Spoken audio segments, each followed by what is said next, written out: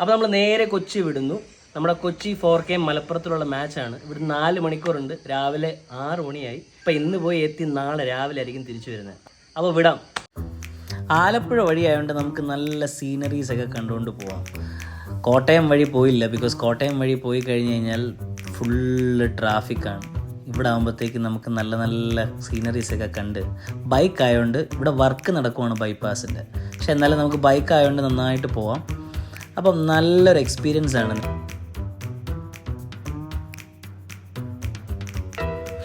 കാറിൽ പോകാമെന്ന് ആലോചിച്ചതാണ്, പക്ഷേ ബുള്ളറ്റിൽ ഒരു രസമായിരിക്കും എന്ന് വിചാരിച്ചിട്ട് വിട്ടതാണ്. പക്ഷേ കുണ്ടി നല്ല വേദന, ക്ലാസിക്കല്ലേ, നല്ല വിശപ്പ്. അപ്പോൾ ആര്യാസിൽ ഒന്ന് ഇറങ്ങാം. നിങ്ങൾ ആലപ്പുഴ വഴിയാണ് കൊച്ചി പോകുന്നതെങ്കിൽ രാവിലെ തിരിക്കുവാണെങ്കിൽ നിങ്ങൾക്ക് ആര്യാസിൽ ഇറങ്ങിയിട്ട് ബ്രേക്ക്ഫാസ്റ്റ് കഴിക്കാം. കണ്ടില്ലേ ഇവിടെ പാടം. കള പറിക്കുവാൻ തോന്നുന്നു. ഞാൻ അടുത്തോട്ട് പോയി വീഡിയോ എടുത്തു. എത്ര നാളായി ഒരു കണ്ടമൊക്കെ കണ്ടിട്ട്.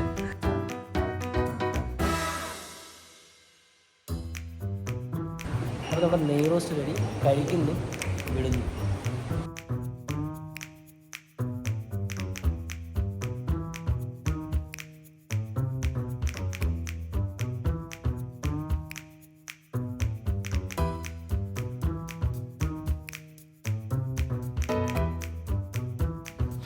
ഇനിയുണ്ട് 2 മണിക്കൂർ. അപ്പോൾ വെച്ച് പിടിക്കുവാണ്. അതിനിടയ്ക്ക് നല്ല കുറേ സ്ഥലങ്ങൾ കണ്ടു. അതല്ലാതെ ഒരു പാലം വന്നു, പാലത്തിൻ്റെ പണി കിടക്കുവാണ്. ഇത് കണ്ടില്ലേ, കുറേ ഹൗസ് ബോട്ടുകൾ കിടക്കുന്നത്. എന്നാ സീനറിയാന്ന് നോക്കി. രാവിലെ മഴയില്ലാത്തതുകൊണ്ട് നമുക്ക് നല്ലൊരു വ്യൂ ആണ് കിട്ടുന്നത്.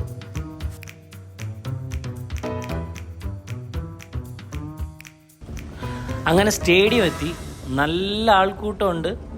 ഫസ്റ്റ് ഇൻട്രൊഡക്ടറി മാച്ച് അല്ലേ, അപ്പോൾ കുറേ ആൾക്കാരുണ്ട്. VIP ഗേറ്റ് തപ്പി ഒരു പരുവായി. ലാസ്റ്റ് എന്നിട്ടൊരു ഗേറ്റ് കിട്ടി, അതിലൂടെ കയറി. അങ്ങനെ നമ്മുടെ സീറ്റ് കിട്ടി. VIP-ക്കാർക്ക് സ്പെഷ്യൽ ഹാമ്പറൊക്കെ ഉണ്ട്.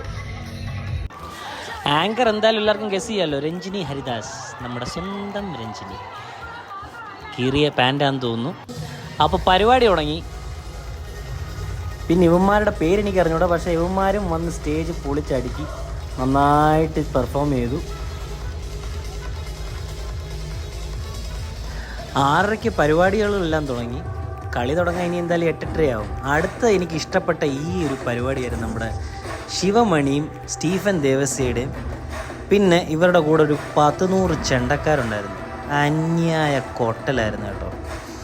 സ്റ്റീഫൻ ദേവസ്യ പിന്നെ എല്ലാവർക്കും അറിയാമല്ലോ, കീബോർഡ് തന്നെ ഗിറ്റാറായിട്ട് വായിക്കുന്നവനാണ്, സൂപ്പർ. പിന്നെ ശിവമണിയാണെങ്കിലും രണ്ടുപേരുടെയും ബീറ്റ് സൂപ്പർബായിരുന്നു. ഇതിനെല്ലാത്തിനും ശേഷം എൻ്റെ ഫേവറേറ്റായ നമ്മുടെ ജാക്ലിൻ ഫെർണാണ്ടസ് എത്തി. 1500 രൂപയുടെ ടിക്കറ്റ് മുതലായത് ഇപ്പോഴാണ്. അടിപൊളി പെർഫോമൻസ് ആയിരുന്നു. കുറേ 4-5 പാട്ടുകളൊക്കെ മിക്സ് ചെയ്തിട്ടൊരു കൊലാബായിട്ട് നല്ല പെർഫോമൻസ്.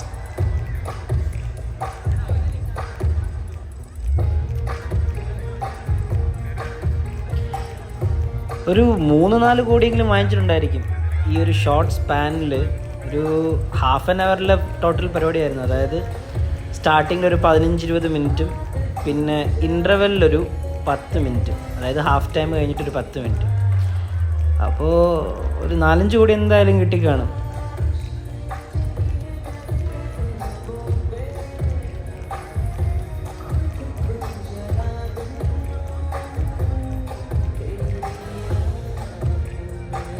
പിന്നെ നമ്മുടെ സ്വന്തം ഡബ്സിയുടെ പെർഫോമൻസ് ആയിരുന്നു, നമ്മുടെ ഇല്ലുമിനാട്ടി. അവൻ നന്നായിട്ട് കാസറി പെർഫോം ചെയ്തൊരു 4-5 പാട്ട് കിടിലമായിട്ട്. ഞാനിപ്പോഴും തപ്പുന്നത് രാജുവേട്ടനെയാണ്. രാജുവേട്ടനും ആസിഫ് അലിയും ഫാമിലിയും ബാക്കിലിരിപ്പുണ്ട്.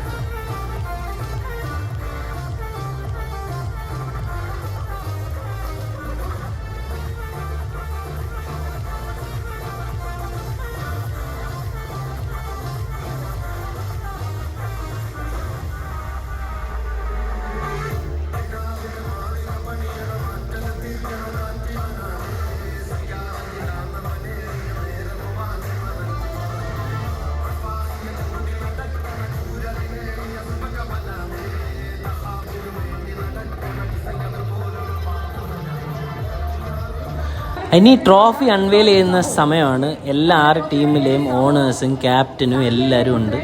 നമ്മുടെ രാജുവേട്ടൻ, സുപ്രിയ, ആസിഫ് അലിയുടെ വൈഫ്, പിന്നെ എല്ലാ ടീമിൻ്റെയും, കണ്ണൂർ ടീമാണെങ്കിലും എല്ലാ ടീമിൻ്റെയും ഓണേഴ്സ് ഉണ്ട്. നമ്മുടെ ലിസ്റ്റിൽ നിൽക്കുന്നുണ്ടല്ലേ.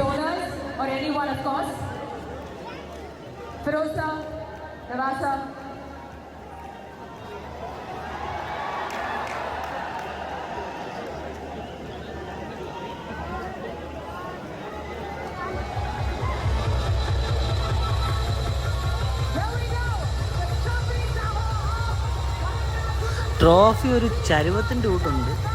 ട്രോഫിയുടെ ഡിസൈനൊന്നും എനിക്ക് വലുതായിട്ട് ഇഷ്ടപ്പെട്ടില്ല, എന്നാലും ഓക്കെ.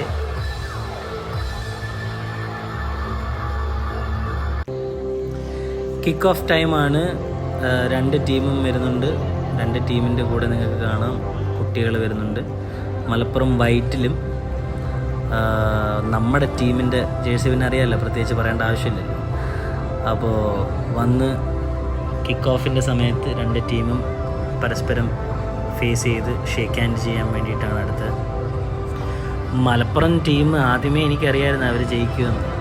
ബിക്കോസ് അവരുടെ ടീം കുറച്ചും കൂടെ സ്ട്രോങ് ആണ് നമ്മുടെ ടീമിനെക്കാട്ടും.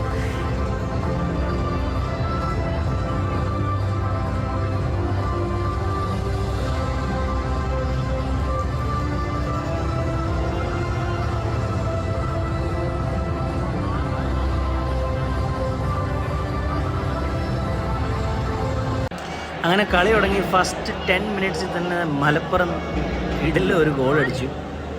അതിനുശേഷം പിന്നെ എൻ്റെ കാറ്റ് പോയി. ആക്ച്വലി ജേഴ്സി മാറ്റണമെന്നൊക്കെ വിചാരിച്ചാണ്, പക്ഷേ എല്ലാവരും ഓൾറെഡി കണ്ടല്ലോ. പിന്നെ ഇനിയിപ്പോൾ ജേഴ്സി മാറ്റാൻ പറ്റത്തില്ലല്ലോ.